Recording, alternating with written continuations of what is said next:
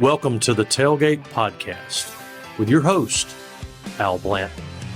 At Talegate, we celebrate the rich history of sports in the state of Alabama. So come with us as we relive great moments, great games, great players and coaches, and in the process, preserve memories for a lifetime. Okay, this is Al Blanton, and it is November 11th, 2024, and we are here with Caleb Barnett, who is a senior at Brook High School, University of Alabama commit. Caleb, how's it going today? Going great, yes sir. How are you? Good. My first question, and this may be a little bit tough question for you. I'm going to go ahead and hit you with it, though. Sure. Petco Park or Chase Field? Which one? That's easy, Petco. Really? Petco by far. I love Chase Field. That was great. But Petco is outside. I love playing outside. I like the dirt infield is better than Chase is actually a turf infield, even though it doesn't really look like it. But I like the dirt infield at Petco. And it's just the weather was perfect. And I don't know if you've ever been to San Diego. It was perfect. Yeah. It was like 70 and no wind. It was amazing. Yeah. So I prefer Petco. So just to brush everybody up, Caleb was selected for the MLB High School All-American game, which was held at Petco Park in San Diego, and also the Perfect Game All-American Classic, which is at Chase Field. Tell me, I want to know about both of those experiences. I mean, for a guy who could, barely hit one out of the infield, having an experience like that, walk us through kind of both of those. I'd love to know more about both stadiums, about the towns in general, and just tell us about your experience. Yeah, I mean, it was surreal. I got to hang out with a bunch of kids I met from a long time before, with some of the best players in the country. So it was fun just hanging out with them, being in like sort of a foreign place. I've never really been to I've been to California, but I don't really remember it. I was too young.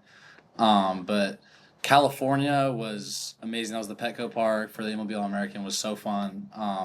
We all stayed in a hotel. All the kids hung out. Me and my dad went and ate out at a nice restaurant in California.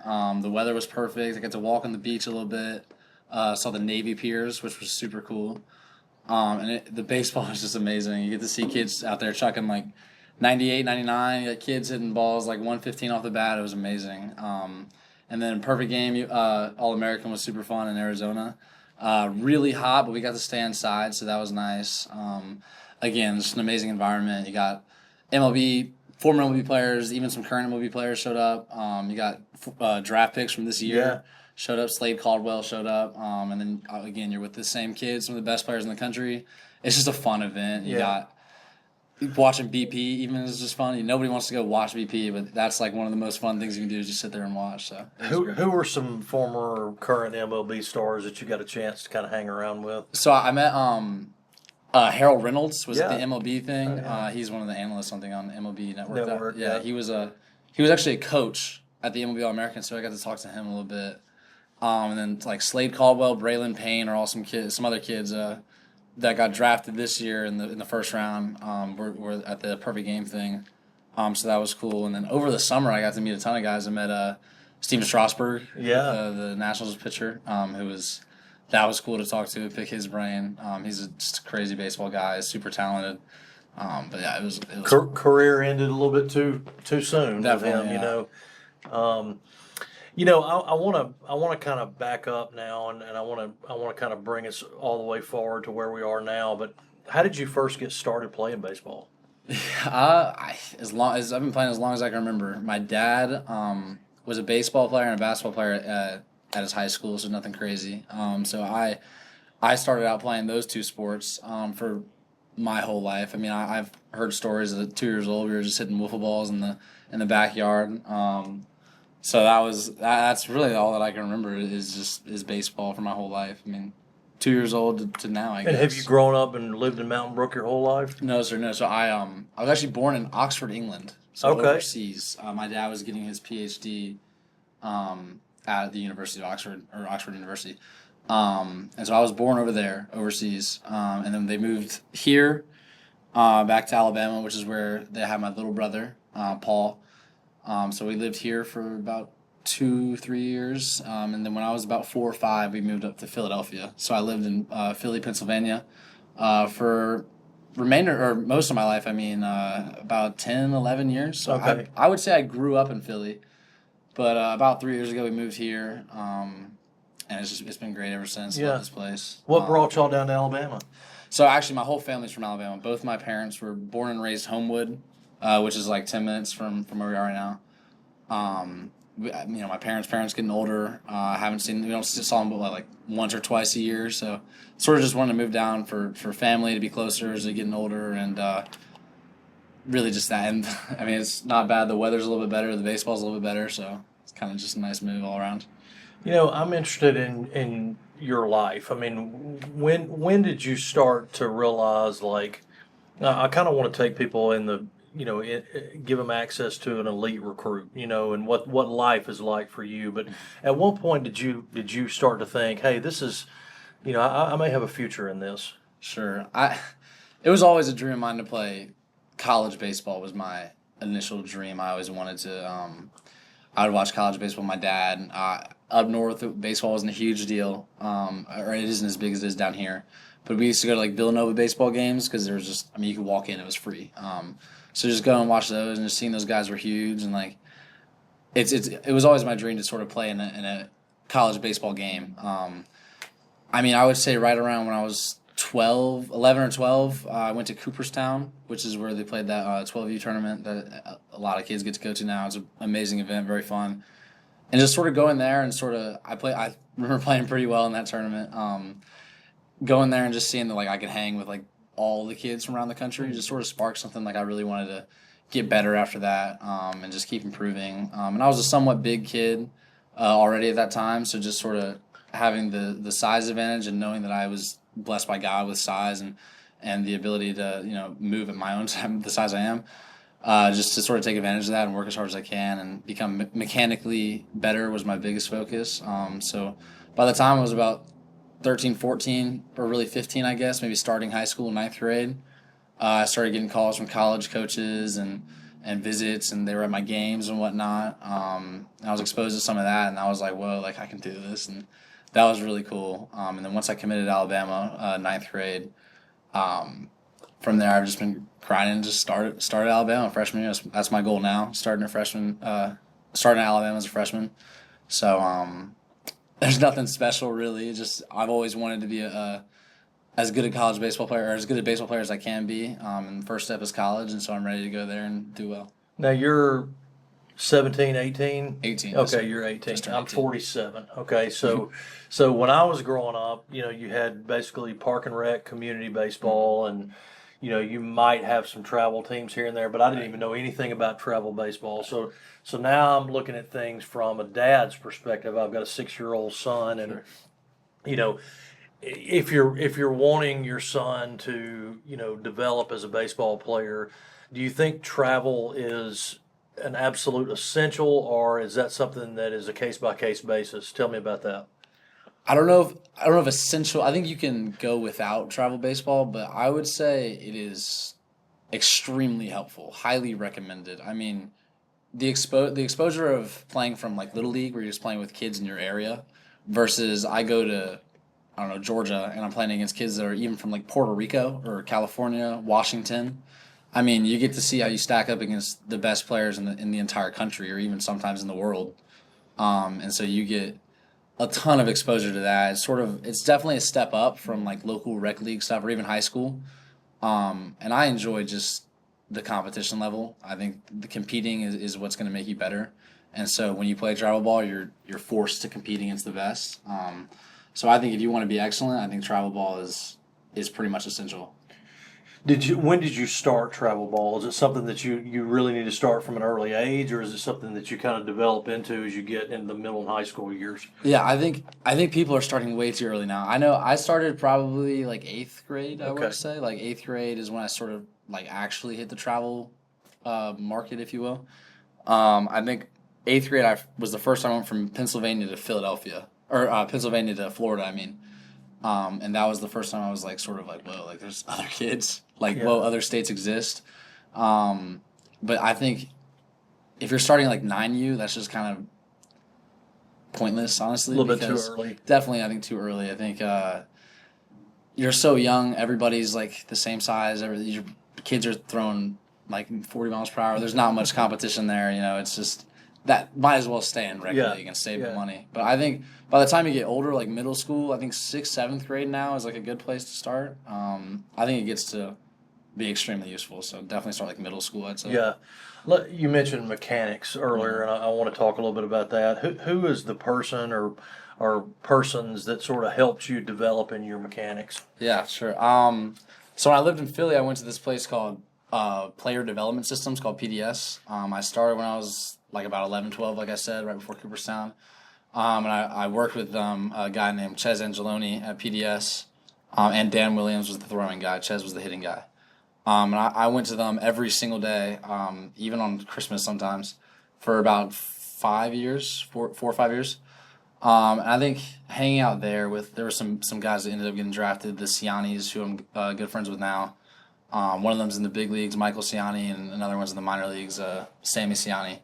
Hanging out with those guys and Ches in like a very professional environment, I sort of like picked up, I guess, like the ability to copy what they were doing. Like I never really was like working on something. I was just like sort of copying what they did. I saw what they did. I wanted to be like them.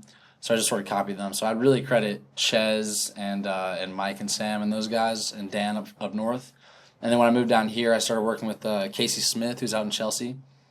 He's been vital in my development, honestly. He's helped me a ton, really helped tap into that extra power, working on the, what's it called? I'm blanking on a word. Working on the consistency of my swing and getting the same swing off every time. And I credit those guys and my dad, obviously, when I was younger, just even putting a bat in my hands and throwing me countless pitches out here. Just been huge. All those guys that helped me a ton. Where all have you been travel wise? I mean, you started out in England, then you've been in Pennsylvania. Now you're in Bama. You mentioned Florida. Yeah. We've talked about you've been all over the place. I mean, this is not a normal life, Caleb. Tell me where all you've been, what places you've enjoyed with your travel career. Yeah. Moving around when I was younger was definitely something. I mean, my parents could probably tell you more about that. I don't even really remember living here when I was younger. But living up north in Philly was huge. I've been probably around every single baseball field in Pennsylvania. New Jersey is a big baseball state, and I've probably seen every baseball field in New Jersey too. And then, I've been to Florida, a ton of spots in Florida. There's the Booma Sports Complex. There's the West Palm Beach Complex. I've been to those places a billion times. And are these places that you're going to work out at, or they're more tournaments? Okay. Yeah, okay. So you're going there to play games. Although there have been workouts there too. East Cobb in Georgia is a big one that everyone's been to. I also had the privilege to play on Petco and Chase Field, like you said. I went to Chase Field twice this summer, which was a lot, but it was really fun. I've been to Arizona, California, Georgia, Mississippi, Louisiana, Florida. Virginia's were huge. West Virginia. Been to Ohio, Illinois. I played in a lot of states. I want to play in more of those. It was fun to travel. Is there a baseball hub in the state of Alabama? I mean, is there just a big time facility that you mentioned the guy out in Chelsea earlier? Yeah. What is the Alabama baseball culture like? Is it on par with other states? It's honestly very underrated. I think the competition here is actually quite good. I think a lot of people talk about Georgia and Texas or California too are baseball states, and they just have the best baseball, which I mean is true in and of itself. But Alabama is very underrated. There's a lot of good players here. I mean, Carter Johnson last year, who was an amazing competitor in person. He's just a great player. You got kids out here that are just like really good that kind of go unnoticed. I think for a baseball hub though, I don't know if there's like a general baseball play. I mean, the Hoover Met Complex is really big. You get a lot of people every year. I would say like if I had to choose, that'd be like the baseball spot, because there's a lot of good stuff that goes on out there. And I'd say Casey's the biggest hitting guy that I know of, out front hitting. Those two places, I guess I would say, are the biggest. Although I think Alabama really needs to solidify itself as a baseball place. I think Alabama football is just too good though. Yeah. So I don't know. One thing that I want to know more about, and this is for just mainly selfish reasons, but in terms of getting your name out there, what are some sites? And I mean, in a way, you've kind of got to do a little bit of branding, a little bit of marketing of yourself sometimes. And what are some sites out there? And these could be websites, Twitter sites, whatever, that you can kind of get your name out there a little bit. Yeah, I think Perfect Game is is massive. I mean, they kind of have gone a little extra with like I think they have like 9U tournaments now, but I mean that speaks to just how big their brand is. I think getting to the national showcases, you got the sophomore and junior, and just the national showcases when you're a senior, and then perfect game All American. Those really help bring your brand up. I mean, I'm not a huge like brand guy. I know kids out there like Ethan Holiday. I mean, obviously he has a bit of a name recognition thing, but I mean he's borderline famous, you know. And you got other kids out there that are you know more well known than others. I would say I'm sort of less known than them. Maybe more well known than I think, but less known than them for sure. The kids that I hang out with a lot.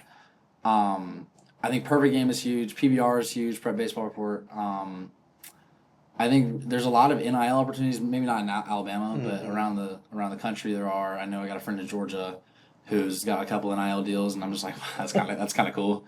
Do you feel like that's, I don't mean to interrupt you, but do you feel like that's coming to Alabama? I mean, we don't have NIL in Alabama. You're talking to guys in other states. You're seeing more of that. Do you think that's coming? I sure hope so. I mean, it's kind of late for me at this point, but I mean, there's plenty of kids out here that could benefit from it. I mean, Ryan Williams out. Everyone knows Ryan Williams. He could have done a lot, which honestly might be the reason why he classed up, but I don't blame him. But I mean, I think there's a lot of kids in Alabama that have missed out on that. Like I said, Carter Johnson earlier could have really benefited from that. I mean, I know other younger kids that can benefit from that.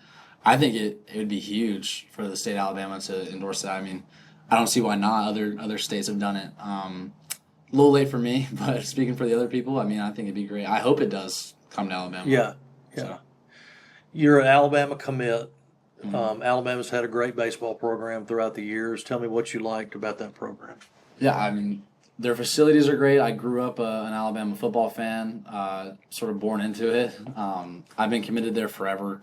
They went through a coaching change. I love the original coaches, and I love these coaches right now. I mean, they're amazing dudes. They're young. They're fun. They do a great job at coaching. The more kids that commit in my class, the more kids that I've met that are older that are already there. I think they're all great people. I think they run a tight ship. I mean, it's competitive and it's hard working, and you got to really push yourself when you get there. But it's also fun and relaxed, and you can, you know, enjoy yourself in a great place. You know, T-Town is a little hectic at times, but it's pretty cool. And the facilities for Alabama baseball are very underrated. I mean, they're really nice. Plus, you kind of get to mooch off the football program, so. It's good stuff. I'm excited to go there. I can't wait. I was just there last weekend, or a couple of days ago, really, and I'm going to go down there this weekend again for my official visit, which is super exciting. So, yeah, I can't wait. Been committed to them forever. I want to talk about your pitching philosophy and really just the overall philosophy. You've got so many players now that are having to have Tommy John surgery, and then, you know, pitch count is such a big deal.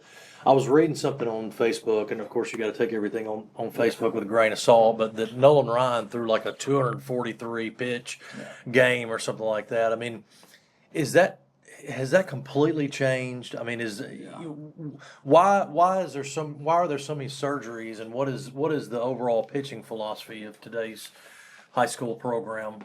Yeah, I think pitching has definitely changed a lot. I mean, pitching gets more scientific every year. I don't know if you've heard of Tread Athletics. They're another company that is just blown up. They really dive deep into like the science of pitching, spin rates and gyro and all that kind of stuff that even confuses me. I think Nolan Ryan is honestly the exception. It's insane that he threw so hard and also never got surgery. I think the surgeries nowadays come from a lot of training and a lot of pitching in games, and also just like the high velocity, high movement and all that. I think the only way to prevent it is to honestly probably throw not as hard or really, really, really take care of yourself. I mean, throwing plyo balls into the wall, stretching a ton, band work, everything. You got a ton of stuff you can do now to sort of protect yourself. And even though some people just end up getting it, it's just something you kind of got to deal with nowadays. I don't know like the science behind it. It just kind of sucks, but you know, God willing, I never have to get one surgery, Tommy John or anything like that. But best I can do is just sort of take care of my arm. You know, they've developed that surgery over the last 20 years, and it's, I mean, you can still come back from it. It used to be something, oh God, the pitcher had Tommy John surgery. Is that becoming less of a big deal? You know, that you can come back from it, you can be better. Yeah, I would say it definitely has. I mean, you got guys that, I don't know, if they're like 93, 94, and then they get Tommy John, they come back, they're topping like 102. I think it's become less of a big deal. I think it's still alarming to be like, oh, this guy's out for an entire year. Maybe not an entire year, but almost an entire year. And I think that's definitely not something that you want on your track list, so to say. But I think it's become less of a big deal. I think if a guy gets Tommy John, there's still confidence that, like, hey, you can really work hard and you can come back and throw, honestly be a better pitcher, which is insane to believe. I mean, Shohei Ohtani got injured, earlier this year or last year, and he was almost going to pitch in the World Series. I mean, it's doable to come back. He's already had it once, too. So many pitchers in the league have had it. I know kids in high school that have had it, and they come back and they're just as good. It's not something that you want to go through, but I think it's become less of a big deal.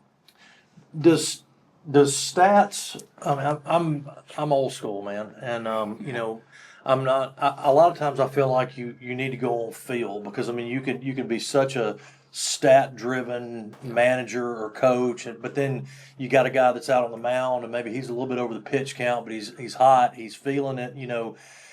Does that sometimes get in the way with you where you say, hey coach, you know, I'm okay for another, you know, 20 pitches? Yeah. I think numbers don't lie. I think if a guy's at a certain pitch count and he's injury risk or something like that, I think at a certain point, numbers need to take priority. But I mean, when it comes to pitch count and stuff like that, I think it's really up to the pitcher. I mean, you know, I've gone games where I'm in the sixth inning and my arm's feeling great, but I have a high pitch count. I'm like, hey, like I'm okay to go one more, you know, which I think that's okay if the pitcher knows what he's feeling and he needs to really communicate that very clearly and also really take care of himself post game with recovery.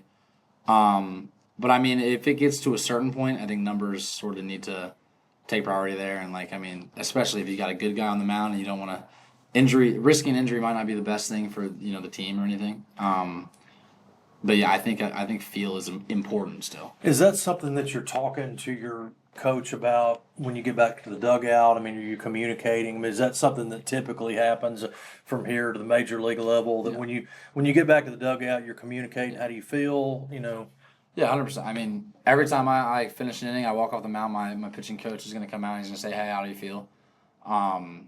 Normally, I tell him I'm feeling great, which I mean is true. But I think it's something that needs to happen because pitchers getting hurt is a big deal, and it affects the whole team. I mean, in a lot of ways, really. But I think that's something that will continue to happen and should happen. It's good for the pitcher and it's good for the team. So I don't see that changing or anything. I think feel is huge, honestly. And I think the coaches need to be smart with feel and numbers. So I think it sounds to me like there's got to be a level of trust between you and your pitching coach, and you and your coach just in general. Totally. That there's a relationship built on. Hey, I'm going to be honest about this, and you know they don't want you to get hurt, but they also want to win ball games. Right.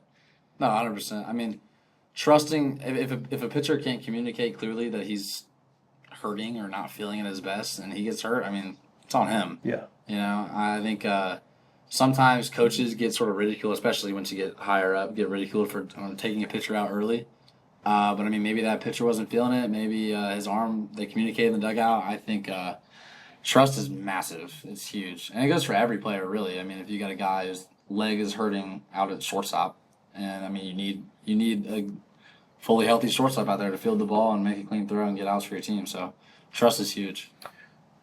And then the last question I've got for you is I noticed on your Twitter that you've got Psalm 46:1, God is our refuge and strength. And so tell me a little bit about your faith and, you know, what that means to you and how that applies to, you know, what you're doing both here and in your daily life. Totally. My dad is actually a professor in theology and philosophy at a Catholic school, Villanova. So I've grown up Catholic my whole life. Religion's huge. Trusting in the Lord to you know, He's blessed me with abilities that I couldn't imagine I would have. He's blessed my family with good health and the ability to have, you know, running water, stuff as simple as that, keeping me in good health throughout the years. I've been so blessed for my whole life. I think thanking the Lord and staying with your faith is extremely important for everybody. I think if you haven't found the Lord, you should go try. You know, church on Sundays, it only takes like an hour. It's not hard. You know, and I think delving deep into your faith is huge for every player. You know, you go to a bat and maybe you're not feeling so good, just pray to the Lord real quick. I think He'll help you out. I think faith is huge in athletes and sports. I'm taking a lot of inspiration from a guy like C.J. Stroud. Yeah. Is huge on faith, and I love watching him and listening to him.